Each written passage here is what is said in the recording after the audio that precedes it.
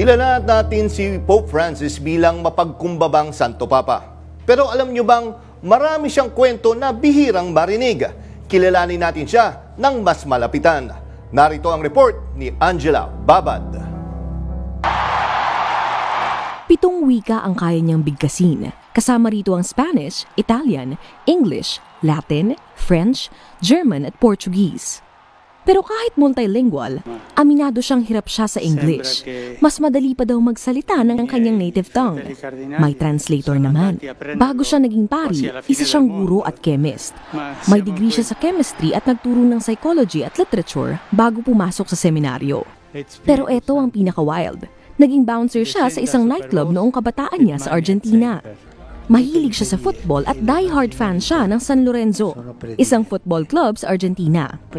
At kahit Santo Papa na siya, sinusubaybayan pa rin niya ang mga laro ng club na ito.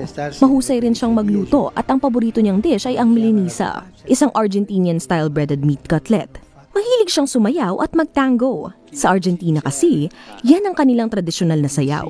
Advocate siya ng kalikasan kaya ayaw niya ng mga luxury cars. May pagkateki si Pope Francis, kaya it shows na siya din ang unang Santo Papa na gumamit ng electric Pope Mobile. Puno ng kwento ang buhay ni Pope Francis, kaya yan na siguro ang sasagot sa ating tanong kung bakit siya ang tinaguriang People's Pope. Angela Babad, umaarangkada sa pagbabalita.